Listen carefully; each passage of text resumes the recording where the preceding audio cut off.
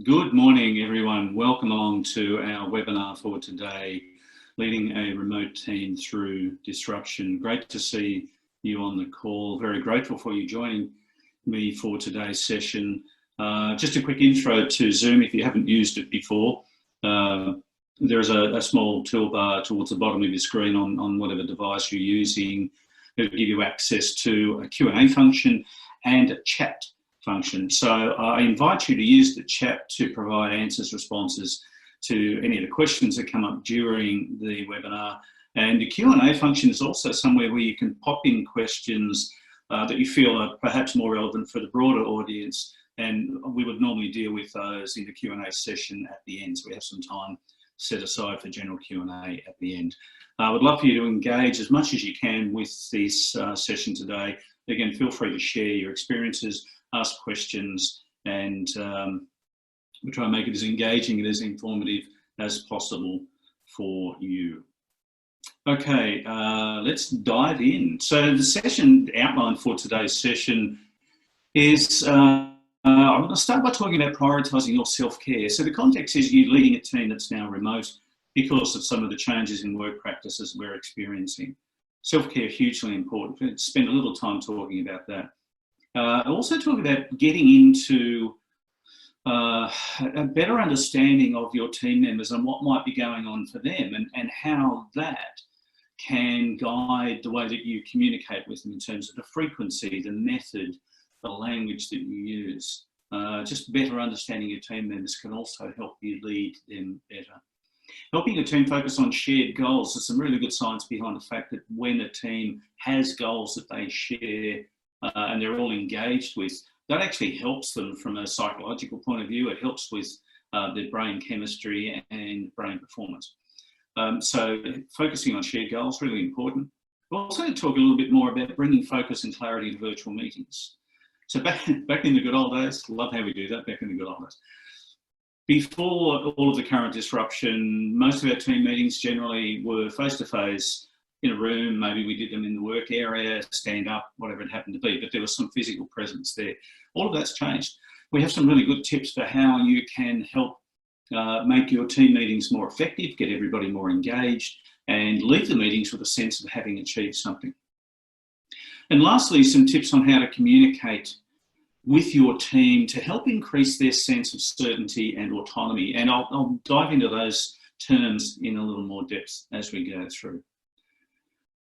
But before we jump into the content, I'd love to hear from you. What are some of the challenges that you're facing right now in leading your teams remotely? Again, feel free to use the chat function, drop in your thoughts, etc. into the chat, and we will make sure we keep an eye on that throughout the webinar.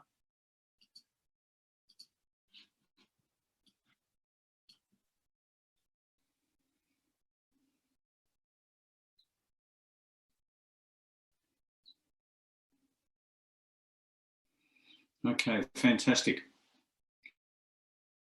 So let's move on now to, and we're going to come back to some of those challenges during the session. I want to spend a little time now talking about self-care.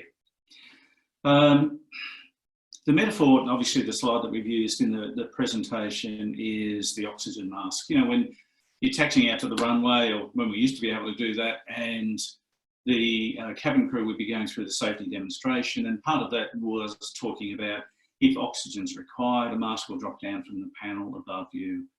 And the instructions were always to put yours on first, and then when you're breathing normally, you can help others, including children. So for me, the oxygen mask is a really good metaphor for self-care. Self-care is putting my oxygen mask on first. It's putting your oxygen mask on you first, every single day. Not because you're more important than anyone around you, but because you're as important as everyone around you. And as a leader, as a manager of a team or people, as a human being, when you take better care of yourself first, you're then in a much better state, physically, mentally, emotionally, psychologically, to be able to be a better person for your team, your partner, spouse, children, siblings, friends, etc. Self-care, hugely, hugely important. And we do a lot of work around stress and resilience. And one of the things that we found is a lot of us have been led to believe that, well, actually, no, I need to put my oxygen mask on my children first because they're the most important thing in my life. Or I need to make sure I'm taking care of my team, particularly right now because they're all stressed. Everything's changing.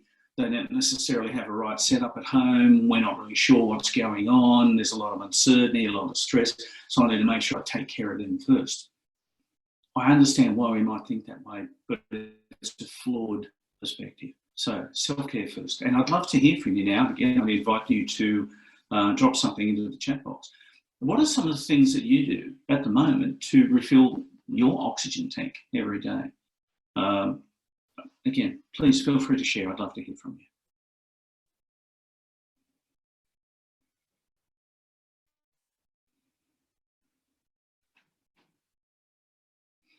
Awesome. I love some of the other suggestions that have come up for us in previous workshops around resilience and self-care have been taking a bath. Again, the important thing around self-care is that it's individual, it's for you, and it is whatever helps you feel better about yourself and helps to refuel your tank, put more energy back into your day, have you feeling a little more positive about your experience on the planet at the moment. So whatever that happens to be, try and build a ritual into your day, preferably first thing in the morning before the rest of the world intervenes, where you're doing at least one thing every day that's helping with your self-care, helping to maintain higher resilience. Because again, we know from a science perspective, when we have higher resilience, just operationally, I can manage with stressful situations in a much more calm manner. So catastrophes, disasters can happen, and it's not that they don't affect me, they don't affect me as much as they did. So when I have more resilience, because I'm practicing self-care, I don't get stressed as much or as quickly. I think more clearly because it's not affecting blood flow in the front part of my brain. So my prefrontal cortex, the important part of my brain as a leader and manager, that continues to function well. So I think more clearly, I make better choices, I communicate more clearly, I listen better, I can empathise more with others. And empathy is so important, empathy and compassion for others at the moment is so important. And all of that can come from having more resilience. So self-care, hugely important. Please do something to help look after yourself every day. This is one of my favourite sayings. I have a few. This is one of. I don't know where I got it from. I read it somewhere and I thought, I like that. It resonated very, very strongly with me then, and it still does, but I can't. And I've asked Mrs. Google and she hasn't been able to identify a specific source. Don't get furious, get curious. So getting furious about or having a reaction to something, a situation, is often a sign that our brain has slipped into judgment mode. We're having an opinion about something. Road rage used to be a really common example of that. Somebody would drive past at a million miles an hour and then cut in front of us and then slam the brakes on and go around the corner, and we'd be left having lots of opinions about why that person did that, usually because they were a dropkick or they were this or they were that. So I'd invite all of us to be more aware of when you find yourself starting to slip into that judgment mode or having an opinion about something, and instead put on the hat of curiosity. I wonder why. I wonder why they did that. I wonder why they said that. I wonder why they're not really getting the work done that I thought they were. I wonder what's going on. Be curious, not furious. Beautiful place to be. And part of the curiosity thing for us at the moment in leading our teams remotely is being curious about what's happening for our team. Other than what we know is happening or what we might assume is happening, what's really going on for them. Some of the common issues that we're all faced with at the moment are things like the disruption to our work environment. I used to be able to get up in the morning and have a morning routine, and then I'd commute, whatever that looked like, to wherever I was going, and then I would be at work and I'd work in whatever office environment or work environment I had. Now, for many of us, it's completely changed. Technology issues is also another one. If I had a tech problem at work and it didn't happen that often, maybe for many of us, then I could pick up the phone and call somebody, and if it was a real problem, they'd turn up at my workstation in 5 minutes, 10 minutes time, and they'd fix it and they'd go away again. Now, everything is different. And again, I'm being required to connect to work in a very different way. So technology can also be a problem. What happens when I'm trying to do some work and the kids and my partner or somebody else who I'm living with wants to do their thing and there's not enough space, and then I've got to move my computer off the desk and all of that.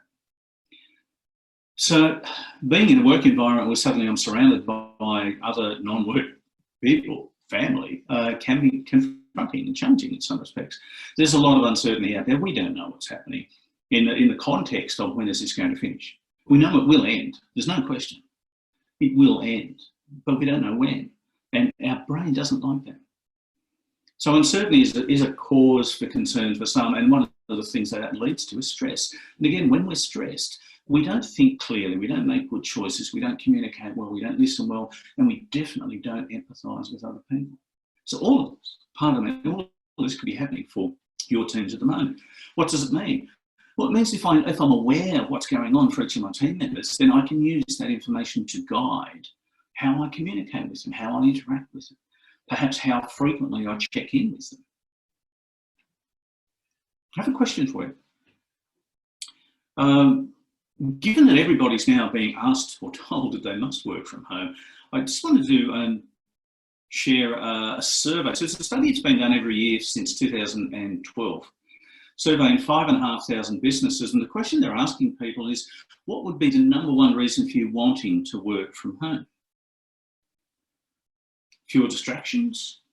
Oh, I don't have as many meetings. I can work in my jammies, in my PJs. That's pretty cool. I can just rock up and I have better work-life balance, no stress around commuting, and I can pretty much cook what I want for lunch, and I don't get people yelling at me because the lunchroom now smells of fish curry, whatever it happened to be.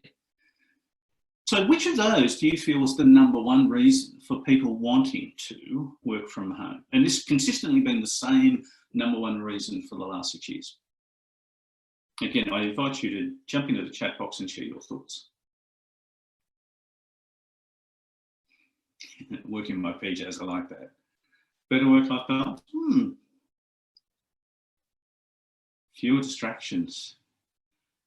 Yes. Again, for some of us, interestingly at the moment, it's probably more distraction at home rather than fewer, and very different distractions. Interestingly, the number one reason was better work-life balance.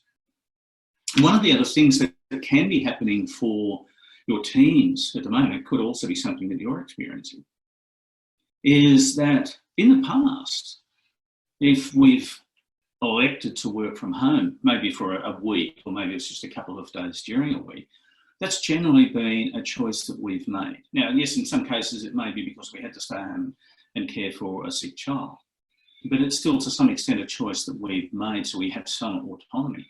What's happening for most of us at the moment is that autonomy is gone. We now have government saying to us, you must, or employers saying to us, you must work from home, you cannot come into the office. So that potentially changes the way I think about working from home, and not necessarily in a good way. Again, something else to be aware of. Is the story I have about working from home, is that a good story or not so good? Is it positive or is it more negative? And what can I do to change that? So work-life balance is the number one reason for people wanting to work from home. It probably hasn't changed. A model I wanted to share with you just briefly is, this is called SCARF. And this is a model from, first published by Dr. David Rock, who wrote a book called Your Brain at Work. David Rock's the co-founder of the Neuro Leadership Institute. So they do a lot of research into how the human brain functions, particularly when you interact with other people in work situations. And so neuroscientists have been telling us for 100 or so years that the fundamentals of organising principle of the human brain is that it makes decisions to move away from things that it considers to be a threat, and it makes decisions to move towards things that it considers to be a reward. And this model, the SCARF model, is based on dopamine levels in our brain. So when our dopamine level goes up, we get a little reward feeling, the brain feels good, and it actually likes that, it wants more of it. When we experience a threat, when our brain interprets something as a threat, our dopamine level drops, cortisol level goes up, makes us feel crap, and we want to run away from the threat. So just as a model, the SCARF acronym stands for Status, Certainty, Autonomy, Relatedness and Fairness. So our brain pays a lot of attention to how it perceives our status in relation to someone else's status. If I get high praise from my manager at work, that generally gives me a little status reward because they're my boss. So status is important, and they've given me positive feedback. It makes me feel good. If I get a real dressing down from my manager and I wasn't expecting it at all, that's almost exactly the opposite. So that then is more of a threat response rather than a reward. Status is important. Certainty is one of the primary drivers of the human brain. We generally love to feel that we have some certainty about what's coming up for us. And for most of us at the moment, we are not necessarily constantly, but there are definitely times when we would be experiencing strong threats around certainty because we have none. Well, sorry, that's not true. We don't have as much as we used to have, and we don't have as much as we would like. So uncertainty about the coronavirus situation, uncertainty in terms of the number of infections, the number of deaths, all of that sort of stuff, uncertainty about work. If unfortunately you've been somebody who has currently not got a job because of the effect of the coronavirus, and there's massive uncertainty in terms of when am I going to get a job again? Where can I possibly get a job? No one's hiring. What's going on there? So certainty is hugely important in the context of human beings. The next one, autonomy, very similar. It's a strong primary driver for both threat and reward responses in humans. Nobody likes being micromanaged at work because it robs us of our sense of autonomy. We also, our brain does not like being told that you must work from home, that you have no choice, that you cannot travel, you have no choice. Anything, whether it's imposed by government, by an employer, by somebody else, that leads our brain to believe that it has no choice is a threat around autonomy, and we don't like it. It makes us feel stressed. Relatedness is generally how we feel related to other people. So how connected are we? Normally we get a little relatedness reward every time we spend a bit of time with somebody who we like. And this can be, again, in a work context or in a social context. For many of us, particularly those of you, if you're working from home and you also live on your own, you may be experiencing some challenges around relatedness because you're not having the opportunity to be as socially active as perhaps you were before. And the last one is fairness. Our brain pays a lot of attention to whether it believes that we're being treated fairly by others. And again, at the moment, given everything that's going on with travel restrictions, working from home, etc., some of us can be experiencing threats around fairness because none of this really feels fair. So this is just one model for understanding how the human brain works and what might be happening and what some of your team might be experiencing in the current climate. And I wanted to spend just a little more time on threat to explain this a little further if I can. This is a great model that the Neuro Leadership Institute published in terms of understanding how the human brain perceives threat. And it's on 3 levels. Level 1 is where threat is in the broader environment. And if I can use COVID-19 as an example, using COVID-19 as the example, level 1 threat for us, say in Australia, for argument's sake, would have been when it was first made sort of public that this new virus had been found and it was infecting human beings, and it was in the Wuhan province in China. Other side of the world, long way away, unless I had relatives personally, in that part of the world, I probably would not have paid much attention to it. So that's level 1. The other example is when we're out on the savannah back in the cave person days, and we may have been aware that there was a saber-toothed tiger, but it was like 5 miles away. I could just see it, but it wasn't aware of me. It was a long way away, so didn't worry about it. Level 2 is where the threat moves into your neighbourhood. And again, going back to the COVID-19 example, suddenly the virus has jumped international boundaries, and there are now cases being identified or diagnosed in Australia, or worse still, in the city that I live in. That's neighbourhood. That's much, much closer. My anxiety or alert level in my brain just goes up a notch. But some of the other things that happen is that my adrenaline will also go up a notch. My cortisol levels will also rise. Norepinephrine also goes up. all of that fundamentally changes the way my brain works and how effective it is. And it changes what I pay attention to. So my brain is now on alert. Level 3 threat is when the threat is literally upon you. So if it's COVID-19, a family member has been diagnosed, or somebody I work with, or my neighbour next door, or somebody across the road, it's a very close, very personal thing. And again, my brain threat level's through the roof. So cortisol's through the roof, adrenaline's through the roof. My ability to function as a human being is compromised. I don't think clearly, I don't think well. I don't make good choices. I can't remember stuff. I don't communicate well. I find it hard to listen. And I absolutely cannot empathise with other people because I'm in fight or flight mode. I'm hanging on to survive. Now, all of this might sound overly dramatic, but the reality is, despite the fact that COVID has now been around for 4, 5, 6 months, whatever it happens to be, we still have so much uncertainty around it that people are existing at level 3 threat level. That's a day-to-day experience at the moment for some people. That's really hard, really hard. So again, as a leader of a team, or as a manager, or even just somebody who actually cares about others, keep this in mind. It's one way of thinking about where are my team at. And also a really good reminder for yourself to think about, just to check in with yourself from time to time and think, well, where am I? Am I experiencing level 3 threats around everything that's going on at the moment? Because that's also going to compromise my ability to lead my team. It would compromise my ability to be a good partner, spouse, friend, colleague, sibling, etc. So if I find, I think I might be at level 3, so what are some of the things that I can do to bring that down? And we'll talk about that shortly. Some of the uncertainties that we're experiencing at the moment, we have a potentially life-threatening risk. And it's no longer out there somewhere, it's here. It's right next door for some of us. So we're concerned about that. We also get concerned about the health and well-being of our loved ones. And that extends out to friends, colleagues as well. That is an additional concern, if you like, that we may be worried about. Some of us might also be concerned about the uncertainty. So what is the impact of this for planet Earth? What does this look like? Where do we end up? Because we know we can't go back to where we were. We can't go back to normal. Normal doesn't exist anymore in the context we used to know it, but what does it look like going forward? Some people will have some concerns and uncertainty around their financial situation, particularly those of us who don't currently have a job. If our work has either been cut back or I've lost my job completely because of what's going on at the moment. And then my financial concerns might also expand out to my loved ones, to my family, my children, my parents. And then there's the great uncertainty of where are we going? What's going to happen next? How long is it going to take?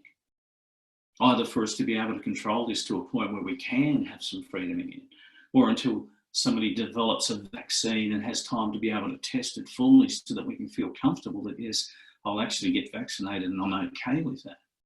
And we don't know any of that. So there's a lot of uncertainty going on at the moment. Some of the things that you can do to help bring more certainty into your team.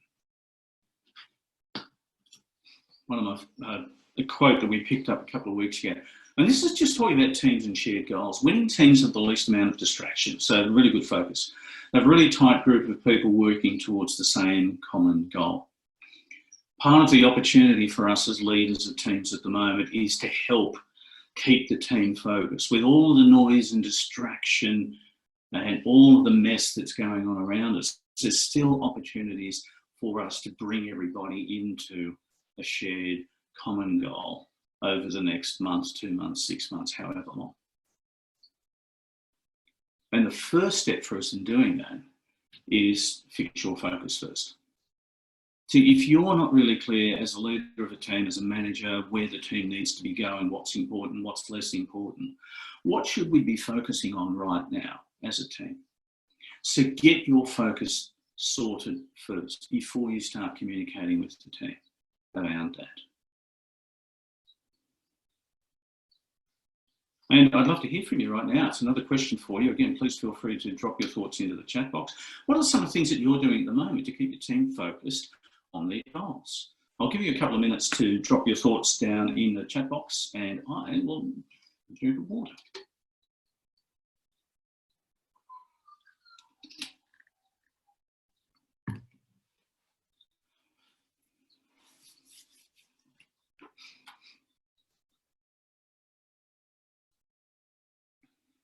Awesome. Thank you for that. Great sharing.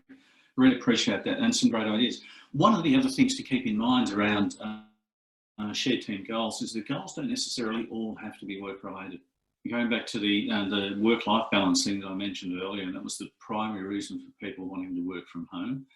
Something to keep in mind now is that when we are consistently working from home because we have no choice, work-life balance becomes far more important. Having some shared goals that aren't necessarily work-related can actually help improve team cohesion, collaboration, trust, communication, and everything else. Some of the things you can do to help bring more clarity and focus into your remote meetings. First is make them social. So yes, work is important, and the meetings that you're having are with people that you work with, and you work for an organisation, and we all have responsibilities, and there are outcomes and objectives that we're expected or required to meet. Get all of that. But make your meetings social first. There's, again, some great science behind the fact that as human beings, our primary need is to feel connected to at least one other human being. And we can survive with just food, clothing, water and shelter, but we don't thrive unless we have connection. So start your meetings on a social footing first. One of the other things that can help, if you're doing, use video wherever you can, try and get the sound and lighting as good as you can possibly make it. If you're having a video call with somebody and they can barely make out your facial features because the lighting's really dodgy or non-existent and they can't really understand you, that will actually increase their uncertainty, so their brain will interpret that as a threat. It actually makes it worse rather than better. If you can't do video, that's okay. If you can, video is certainly preferable to just audio, and absolutely preferable to SMS. But try and get the sound and lighting as good as you can get it. As much as possible during your meetings, stay future focused. Really easy at the moment for us to sort of drift back into the good old days and talking about how things were and talking about everything that's happened up until now. And on a level, it's important for all of us to be able to express our emotions around what we've been experiencing. For me as a team leader, for you as a team leader, it's equally important to help keep the team focused forward. What's coming up? What are we working towards? And one small tip, if I can, around getting people to focus on, coming through this. What are we going to do? What will things look like when this is over? Don't set a deadline on it. It's important to stay focused on, we will get through this. This will finish. This will be over. There's no question. And we will get through it. We just don't know when, and that's okay. Stay focused on getting through it rather than it'll be done by Christmas. One of the really good studies found that when we attach a deadline to something that we're hoping will happen, if it doesn't happen by that deadline, it tends to cause massive psychological challenges for us. So again, we experience that as a threat. We tend to sort of drop a little bit in terms of our energy. We become more negative, more inwards focused. So important to look towards the future. Just don't attach hard deadlines to things happening. Have daily and or weekly huddles, or have weekly and or daily huddles meetings. Daily huddle, as an example, if you're a team of, let's say you're a team of 7 or 8 people, the huddle normally, if it were a face-to-face environment, you'd do it standing up in a group, in a circle, and you would spend maybe 10 minutes tops going around each member of the team, and each person would share something that they wanted to celebrate from the day before, something they're grateful for, what they're working on today, and anything that they're stuck on, and that's it. And it's not storytelling time, it's just really short, sharp focus. Helps get the entire team really clear on what we're doing today, where we're heading. If anybody has things that they're stuck on, you don't necessarily address those during the huddle, you take those outside of the huddle and deal with them separately. But again, at least everybody knows someone's stuck on something and someone else might say, oh, I'll help you with that. So daily or weekly huddles, hugely important, but again, try and keep them focused. One of the other things that you can do to make your remote meetings more effective is to use the concept of parallel processing, where instead of doing what I was just describing in terms of going around the room one at a time, if we're trying to have a brainstorming session, for argument's sake, about how we're going to deal with a particular issue or opportunity, in a face-to-face environment, what we typically do is we go around one person at a time and get their thoughts, which is time-consuming, it's slow, it's cumbersome. Instead, what we could be doing is get everybody to share their thoughts. So depending on the platform you're using to have the meeting, if you're using something like Teams that has a whiteboard function, so you can literally have people just drawing their thoughts or writing their thoughts on the whiteboard all at the same time, and then we can share everybody's thoughts. If you're not using the whiteboard, can you get people to write it on a sticky note and hold it up in front of the camera? Or if you're using Zoom, can we throw all of that into the chat box, because everybody can then see everyone's ideas. So it's working with technology, with people, and can help produce more results faster, if that makes sense. So again, make it social, get the sound and lighting right, stay focused on what's coming up, and parallel processing, really important. Last thing I want to talk about briefly is communications. So again, the opportunity for us in leading remote teams, the first thing is to remember to keep the messaging around working remotely, working from home, a positive. Yes, we don't necessarily have any choice. I wasn't given the opportunity to say, no, I don't want to. I was told you must work from home. That's okay. Let's find a way to frame this as a positive. And it's hugely important for you to set the tone as the team leader in there. If you can't see any positives in it, then pick up the phone and give me a call or send us an email, and we'll have a conversation with you, and hopefully we can help. So working virtually can be a positive. We just need to set it, set the intention around seeing it as a positive to start with, and then communicate that with our teams. One of the benefits from regular communication with the team is we can help increase their level of certainty, autonomy, and relatedness. I spoke earlier about that many of us are experiencing threats at the moment around some of these things. Regular communication, particularly if I'm taking a positive tone and if I'm starting on a social footing. So I'm actually checking in with my team members to find out how they are. Not have you got that work done, or where are you up to with that task I sent you? How are you? Are you okay? How is everything at home? Is there anything I can do to help you and your family, your loved ones, your partner, your cat? Doesn't matter. Just make it genuine. Connect with them socially first. Find opportunities to find positive. Keep your communication. And one other thing that that you can do in leading remote teams to start with around communications is act on from the belief that you can't over communicate to start with. So bombard them with communication until they start pushing back saying that's too much, rather than assuming that everything's okay and only checking in with them once every 2 or 3 weeks. Make an effort to understand your team members and particularly understand their personal or individual needs in terms of communication styles, method, timing, etc. And always be ready to pivot. One of the best skill sets that we can develop right now is adaptability. Recognizing that we've got a whole bunch of experience and knowledge and wisdom based on everything that was, but based on how we learn to be a leader of a team and how we learn to manage and how we learn to communicate with others and how we learn to listen to them and how we learn to get stuff done. That was then. Today is unlike anything we've ever experienced for most of us.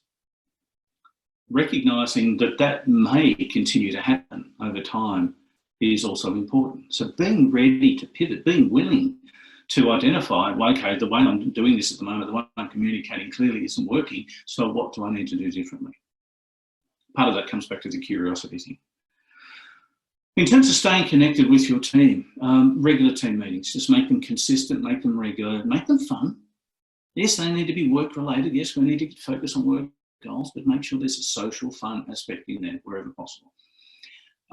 Wherever possible, use video. So again, there's a lot of science behind the fact that we feel connected to people more quickly if we're in the same room as them at the same time. If there's that physical presence, we pick up on, you know, the energy and the emotional states of other people. Harder to do that online. So the next best thing to being face-to-face is video. And then it sort of goes down from there.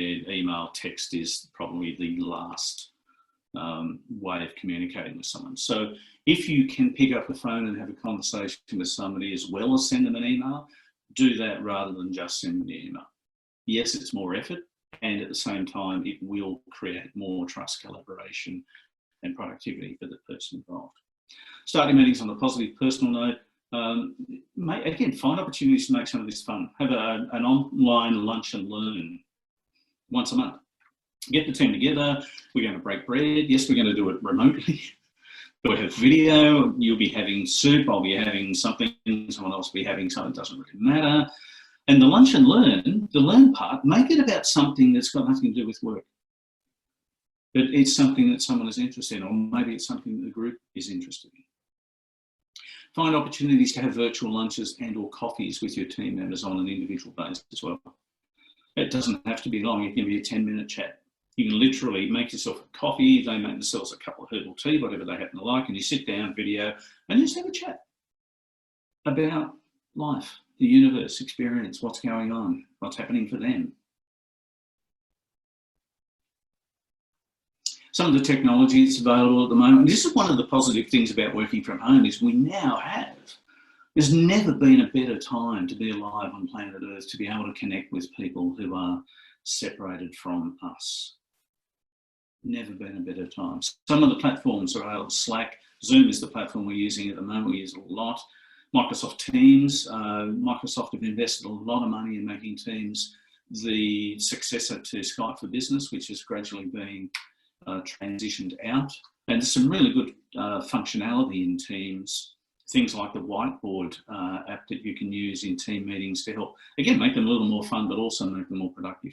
There's also apps like WhatsApp and Google Hangouts. Google also now have a platform called Meet. I haven't really looked into that yet, but if you're a Google for Business user, that might be relevant. Facebook Messenger, WebEx, GoToMeeting. There's a lot out there. There are a lot of platforms. A lot of them have free versions.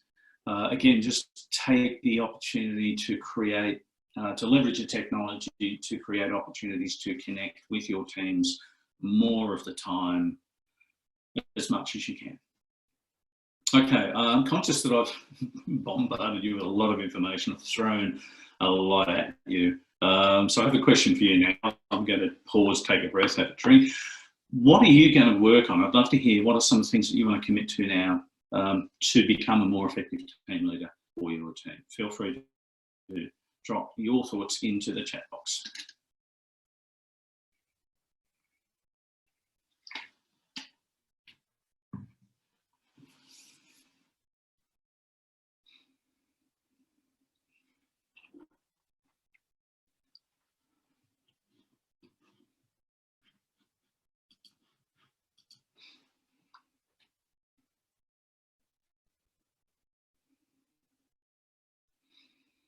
Okay, thank you. Heading towards the end, I'm mindful of time, so just a few more things before we sort of wrap up.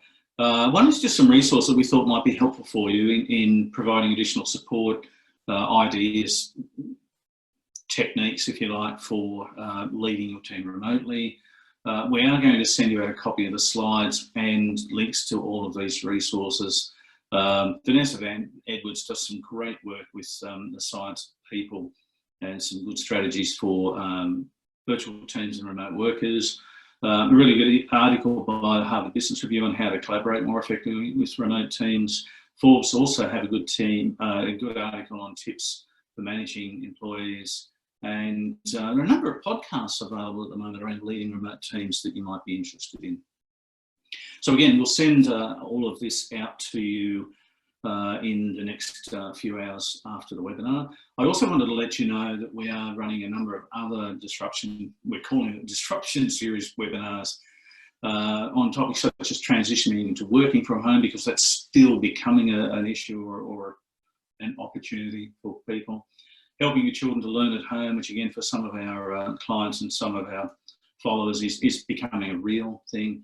The 3 C's to thrive in disruptive time. So again, 3 specific things that you can do to take better care of yourself to be able to have a more positive outlook on where we're going. And another webinar on building resilience and resourcefulness. So if you would like more information about any of those, you can jump onto our website, or please feel free just to reach out to us through any of our social media channels, and we will be more than happy to send excuse me, some information out to you. So I did want to pause really quickly to ask if anyone on the call today has any final questions, again, please feel free to use the chat box or drop the questions into the Q&A section if you have any questions that you'd like us to address. Excuse me.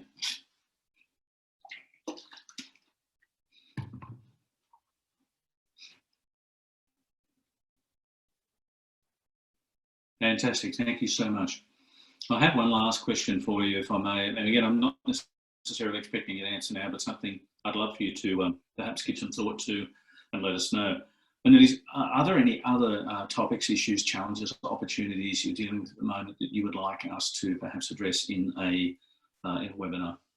Whether it's just for your team, for your organisation, please feel free to let me know. Again, if you want to drop something into the chat before we finish, I'll absolutely get back in touch with you. Otherwise, you can reach out to us afterwards. We would like to be able to continue to help where we can, and identifying the need is an important thing there. So I wanted to wrap up by saying thank you so much for being on the webinar today with us. I hope it's been helpful. In the context of this webinar, leading remote teams, again, to re-emphasise the keys, self-care. So please take care of yourself first, because you are hugely important to everybody else. And taking care of yourself first is a powerful message to send to everybody on your team. So look after yourself, look after those you care about, be kind, practice compassion wherever you can. And if at any point you feel the need to have a conversation with somebody about what else you might be able to try, please feel free to reach out at any point. We'd love to be able to help.